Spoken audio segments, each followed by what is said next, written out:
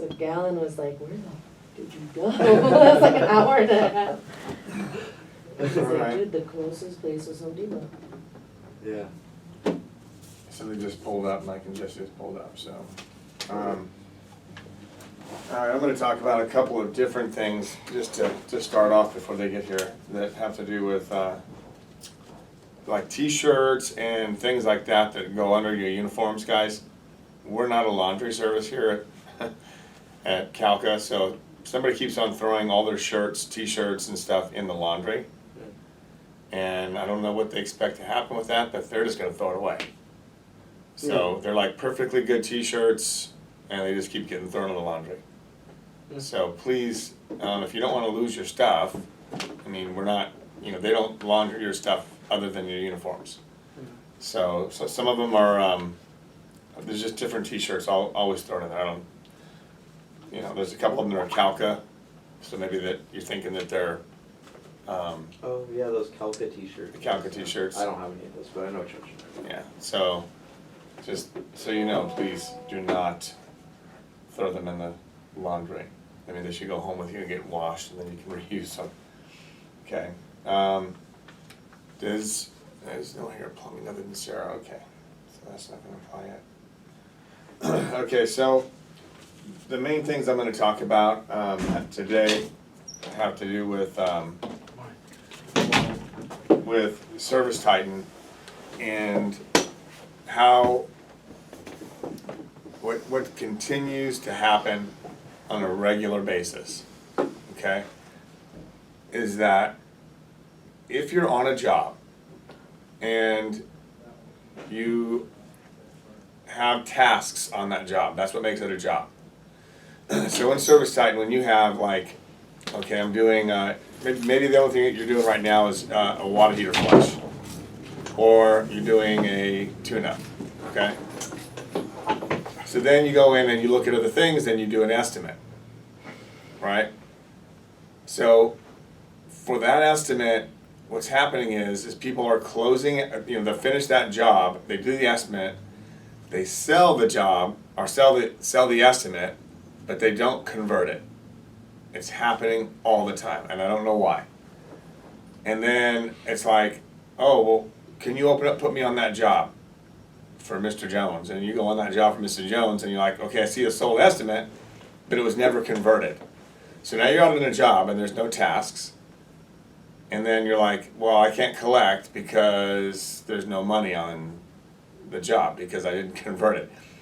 If you were to convert it now, once that other job has been opened, now we have an extra job. I mean, it's really getting crazy where I'm going in and I'm, but that's only part of it. The other part of it is this. So let's say you do two estimates. You make estimate A, estimate B, right? But you sell them both. So now what happens? If you sell them both, you should make a third estimate that includes both of them. Yes. And continue with that as the sold system, go and do it now. Right. And then you call dispatch to have them schedule it to whenever you actually want it. Exactly. So that's what's not happening is you're selling two estimates and I want both of these estimates on the same job. You can't do that. That's why it's supposed to be good, better, best, okay? So good is, oh, I'm just doing this one particular repair. Better, I'm doing this repair and that repair. Best is that maybe I'm doing 3 different repairs, or I'm replacing the system, whatever it is, right? But if you're gonna do 2 separate estimates, and then you think you might sell them both together, then you need to do a third one, and you can copy the biggest one. You can duplicate the biggest one and then add on to it. That's the easiest way to do it, so you're not retyping everything up on the larger of the 2 items. No, I have a question. Yeah. I'd say probably 90% of the time you sell somebody an estimate or whatever to a problem that you think there is, you sell them that, you fix that problem, and you collect payment and everything, and then that doesn't fix the issue, so you have to sell them something else, then how do you do that? You have to collect payment twice, basically. No. Okay, so once a job is open, you sold the estimate, it's converted, and you're working on the estimate. The tasks are in there. Collect the payment. No, you haven't. Well, hopefully you couldn't collect payment. Before you collect payment, you want to check your work. I mean, that's the smart thing to do, don't you think? I mean, I click payment on every estimate that I do, so I know that I'm allowed to do it before, so. I mean, I give them an estimate, and then I say, if this is what you want, pay me for it, and I do it. Okay, you shouldn't be getting paid until you're done with the work, technically. That's how the system works. I mean, they're authorizing first, huh? Interesting, no, I guess I've been doing it wrong. Okay, well, the California law, let me just throw it this way at you. The way the contract reads, when they sign the second time, it's just when they're paying, they're happy with the work. Yeah, the So, second one, but yeah. not the first one, the first one. The first one just authorizes you to do the work. Yeah, It doesn't collect payment. So when you're now signing off and saying, hey, I'm happy with the work, then is when you receive payment. You can add payment after they sign that paper. But you should be checking your work and making sure everything is good before you're, getting payment. And if it's not, you just add another task in to that job. You can add as many tasks. Once you have a job open, you can add more tasks. And let's, go to the customer and say, hey, I did this, but I'm still having this issue, or whatever the case is, which you hopefully would have told them ahead of time. Hey, this is what I'm going to start with. I might get to have to do something else, but you can do a couple different things. But adding a task is easy once you already have the job open. Same way you do with just a normal estimate, you just Exactly. add to current or something Right. like that. But but the thing that's happening is people are going in, and Kevin does it a lot more than most of you, because I deal with his on a regular basis. But Joni Trumbull. it's like the other thing that's happening is on a regular basis, especially this last week, it was killing me. Is that let's say we're doing two different types of work for a customer. You can say Joni, you can say whoever. We're doing some AC work. We're putting a laundry facility in. Whatever we're There was doing. patio heaters, Yeah. there was some plumbing work going on, there was Well, HVC work going on. the one that's most recent was for Motion Solutions.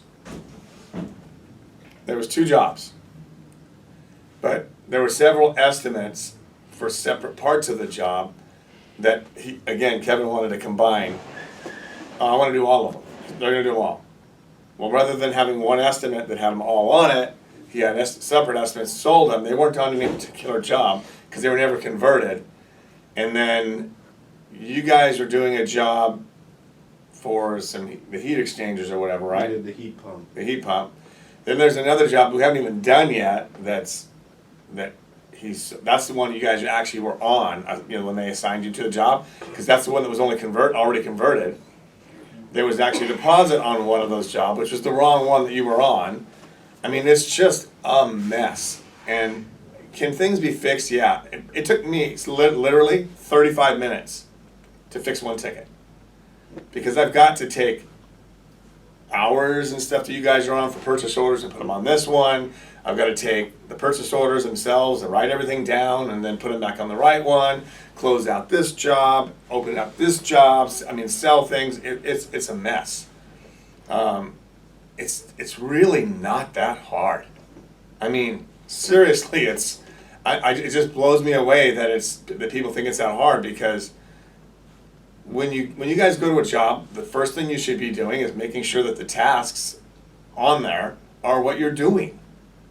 Because you should be getting, if Kevin sold something, and let's say Kevin didn't convert it right, all right, all you got to do when you go in and get in there and starting to get your first signatures is go into the estimates, and then just add those tasks into the job that's already open. Do you know what I'm saying? Does that make sense?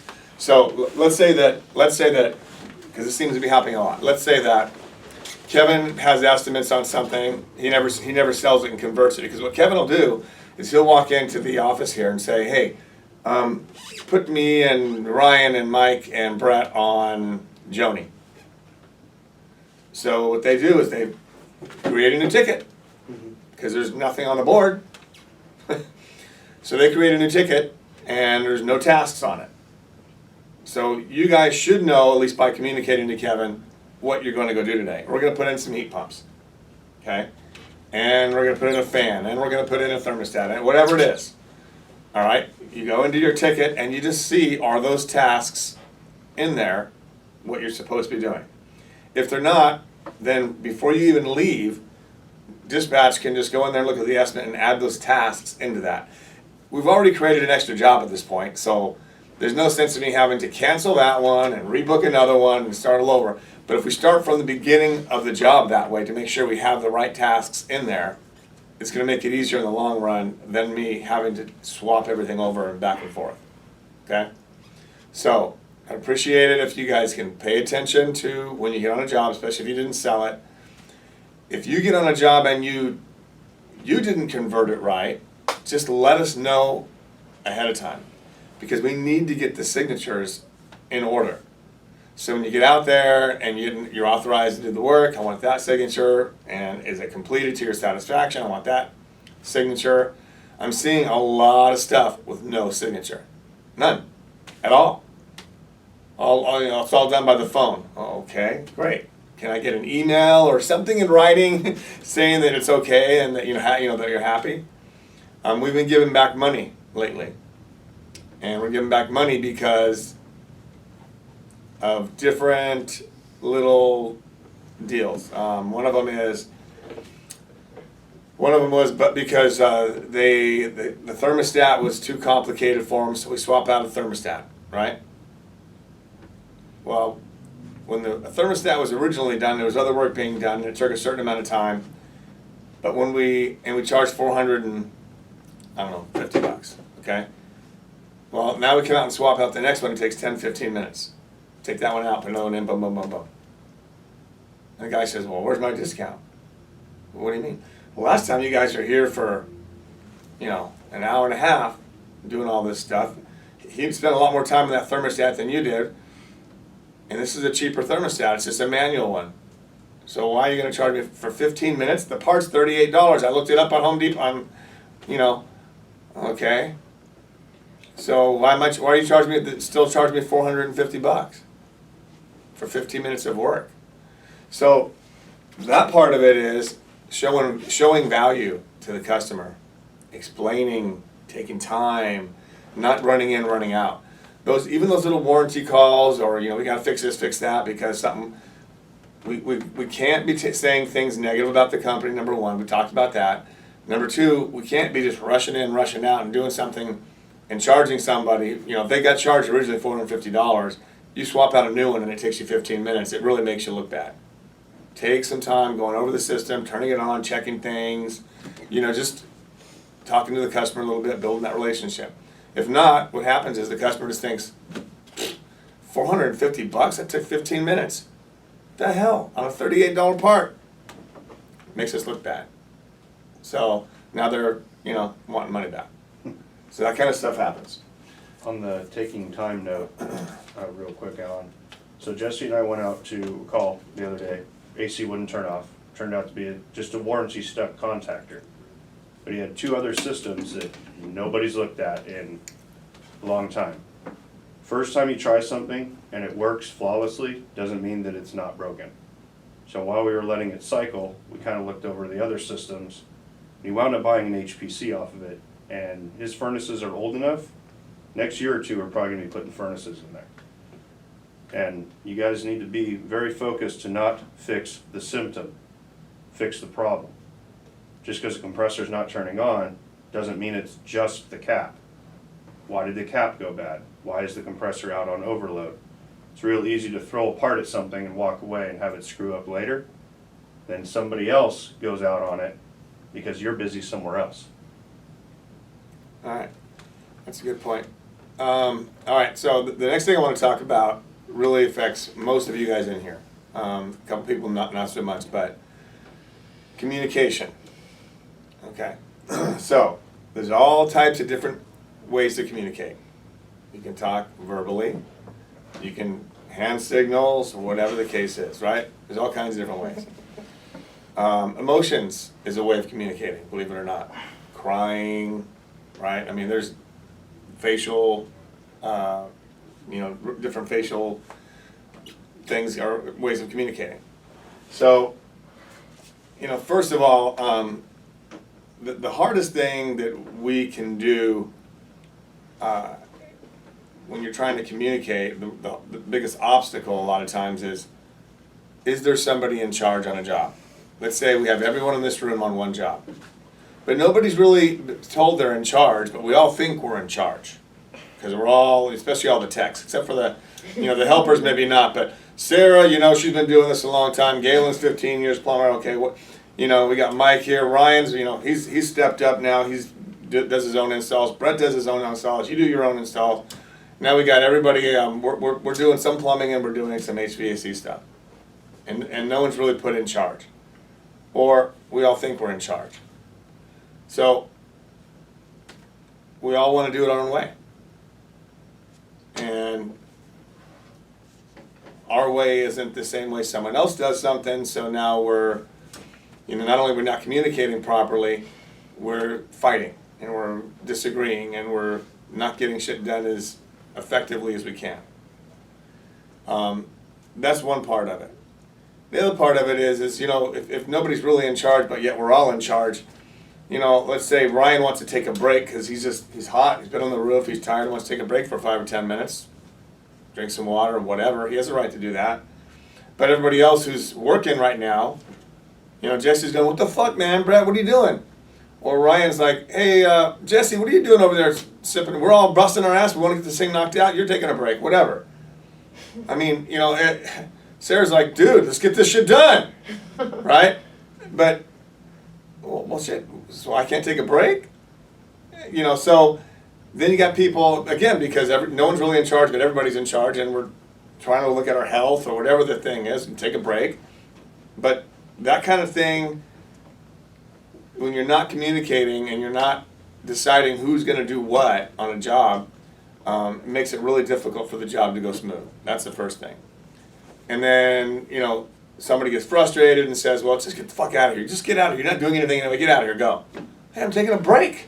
I can't take a goddamn break. What's going on here? So you know it's too hot. So, I mean, It's too goddamn hot. I need to have a conversation with a few of you guys just all at one time because I've got two different sides of a story. It happened at this OC Fit job, and, there's several people that were involved and that were there, so it's kind of like, well, you said this, and you said this, and this. There's a lot of stuff that doesn't mesh up. And it's not that I want to get in any kind of argument or fight or anything else, but you guys need to understand that everybody has, and this is something that I learned a long time ago, and it's really easy. My perception is my reality, period. I don't give a shit what you think. My perception is my reality. Your perception is your reality. That's how it is, right?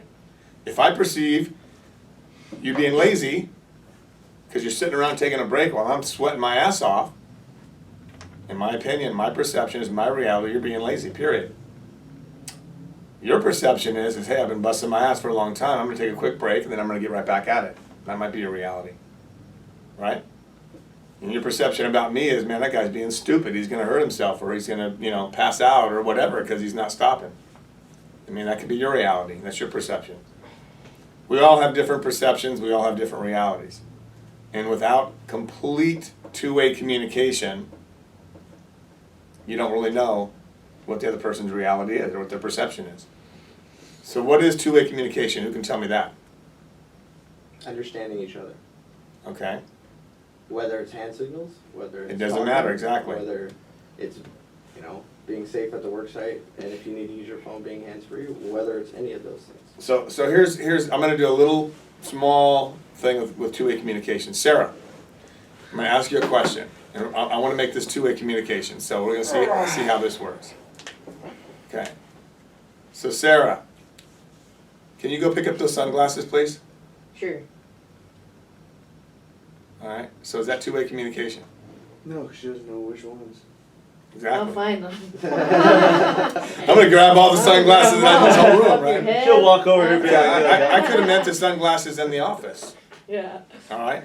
So two-way communication is understanding, and Brett said it, understanding each other completely. So if I were to say, Sarah, there's a pair of sunglasses in my office, on my desk, in front of my computer. They're Oakley's. Can you go get those for me? Yes. And then that's not two-way communication. Two-way communication on Sarah's part would be, Okay, what I'm gonna do, you want me to go grab the sunglasses in your office on your desk, and they're Oakley's, right? Right in front of your computer. That's two-way communication. There's no doubt, because I heard her tell me. Now, if she would have said something different, because a lot of times people aren't always listening to 100% what you say. Overcomplicating everything too. Right. When somebody tells you to go get the glasses, just go get the damn glasses. Well, if you know where they're at, if you know which ones I'm talking about. Yeah. That's Right? true. But that's what I'm saying Explain is, it. you don't have to get overcomplicated or whatever, but you want to make sure that they are doing what you asked, exactly. You know, or getting what you're asking for. Understand. Right. Understand. And Say- don't act like you understand if you don't. and just Exactly. ask, oh, where That's is not that good in your truck? communication, yeah. And for an example, here's something a little bit more applicable. Okay, so you got something in your truck, a tool, right? Maybe it's a pair of channel locks. And you're telling one of the apprentices to go get your channel locks from your truck. Now, they can sit in there and go through your truck and just start trying to find channel locks where they don't really know where they're at. Are they blue handle, are they orange handle, are they, you have three different size channel locks. I mean, so there's a lot of things. If you just say, go get my channel locks, then they bring you the small one, and you're like, well, these are channel locks, or maybe they don't even know what a channel lock is. Yeah, on every single time I ask somebody to get something, I say, you know what that is, right? Exactly. Because if they don't know what it is, then that's not two-way communication. You're just telling someone to go get something that you're not even sure that they know what the hell it is. It could be a part, it could be a tool, it could be whatever. So, especially with people who don't know you well enough yet, and you guys, eventually you might get to the point where you can just say, hey, go get this, and they know exactly what you're talking about, exactly where it is. That's the goal when you have an apprentice. But in life, in general, when we're all working together in different things, two-way communication is making sure that that person, by confirming, letting them repeat it back to you, what you're going to do for them, and where it's at, or whatever the case is. It's a lot easier to make sure that I know you know what I'm asking you to do or go get. That's two-way communication. We all have different ways of doing things. So, for an example, and we're talking about the crane yesterday. I talked about it to several people yesterday. You know, who's going to do this and who's going to do that, and what are the signals and all of that kind of stuff. And, one person's thinking one thing, one person's thinking another thing, and everyone, this is how I want to do it, or this is how I've done it in the past, and there's no huddle or anything ahead of time, and this is how we're going to do it. It's just everyone's kind of doing their own thing. And when that happens, it causes chaos a lot of times. Because Mike's been doing this for a long time, Brett's been doing things for a long time his way, Ryan, everyone's got their way of doing things, and we're not all doing it the same way. We're not used to doing it the same way. I know for a fact that certain people that I've worked with will wear their headphones and listen to music while they're working because that's how they work. And I also know for a fact that other people get distracted by music and they just got to be quiet and focus on what they're doing. We're all different, but we have to, if we're working on a job together, what needs to happen is we get together, we decide who's doing what, who's in charge, who's kind of calling the shots on the job, or maybe if we have 3 units, okay, Ryan, you got a unit, you got a unit, you got a unit, here's our helpers, here's how we're going to do it, let's get it done.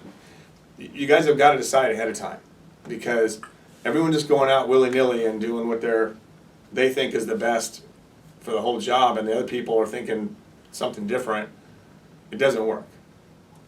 You guys agree? I don't even know, I've heard different things about the OC fit job since it started. First thing I heard was, Brett went out, and this is before it even started. Brett's the one that went out, kind of flipped this thing over to Kevin. Kevin sold the job, so basically it was Brett's job. Next thing I know, I see pay stuff coming in, and he's putting on curbs. He goes and gets the curbs, puts the curbs up by himself. He's taking the units off by himself. And then everyone else comes out and does their little parts, but whose job really is it? Everyone thinks it's their job. So, you know what I'm saying? There's no communication, it's just, my job. No one communicated about pay, once again, so I'm trying to do payroll, who's getting paid on what, and who's not getting paid on what. How am I getting paid hourly, because Kevin sold the job, Brett started the job, you know, Mike's on the job, Ryan's on the job, everyone's on the job, and there's different parts of the job. So, you know, Galen goes up and does something on a job, and it's like, you guys have got to let me know, and you have to communicate together so we know how this is gonna work. If you guys are gonna be splitting service volume, or you guys are gonna do something so you're working together, it's great, I'm fine with that. I just need to know how that's done. On the top of your sheet, you simply put on there, right on the top. Just like one of these in here that I had, I think it says Kevin sold it or something. You know, up on the top, you can put Kevin sold it, and you can put service volume split with Brett, or with Brian, or with Mike, or whatever it is. So then when I know who's doing it, maybe it's a three-way split, it doesn't matter, but as long as I know what's going on, it makes it a lot easier. Because then all I get is he worked 8 hours, he worked 6 hours, he worked 8 hours, he worked another 8 hours this day, and then I'm trying to figure out, okay, well, how are we getting paid? And I don't know. You know, so then payroll takes me twice as long because I'm trying to figure all that crap out. And we were a day short in payroll this week, so that made it even tougher. So I'm pulling the few hairs I have left out of my head, trying to figure that out. And then also I'm hearing about all the, you know, this kind of stuff going on the job site. So we will talk about that in my office afterwards, but I wanted to throw out the communication thing, the two-way communication, and knowing what's going on the job sites, guys, with whoever your team that you're with, up front will help prevent a lot of that. I have no idea who that is. So that will prevent a lot of that kind of problems. If we all know what's going on, we talk about it ahead of time, and you say, Brett, this is what you're gonna do on the job, right? Ryan, you're gonna do this, I got this, you got this, okay? Here's your helper, here's my helper, whatever it's gonna be. And then at the end, we're gonna clean up together, we're gonna get it done together, knock it out. And if you take a break, say, hey, I'm gonna take a quick break, and just give me a few minutes, get some water or some Gatorade, whatever you need to do, and then move on. All right? If you're gonna leave the job site, let somebody know. Exactly. Even to go pee. Yeah, hey, I gotta go to the bathroom. Just let someone know so they don't think you fell off the damn roof. Don't take You know? off in a truck. Yeah, don't take off without telling everybody. Everyone should know what's going on. You know, if there's a person in charge, then at least let that person know what's going on. If you guys are all kind of doing your own thing, but you still gotta communicate as a team so that everyone's not wondering where you went. Yeah, when I have like an apprentice or something kind of disappear, the first thing that goes through my head is like, oh, is he trapped somewhere? Is he in danger? Because I'm more worried than anything. I'm like a kid. I'm like, there's my kid. Well, we've had a guy that went off a job on Galen's job, and it was actually Yeah, when a Sarah's guy job that leaves Galen was my working job, with. it's probably because he quit. Yeah, the guy quit. Gio. Twice. You only walk off my job He once. said Yeah, Galen was quit. just too tough on You him. must quit, yeah. But, you know, so, you know, if you can't handle the work, if you're an Yeah. apprentice, you can't handle it, you gotta let us know. It doesn't quit. You know, for those of you who don't know, James isn't here anymore. Okay? Oh, really? Yeah. He quit.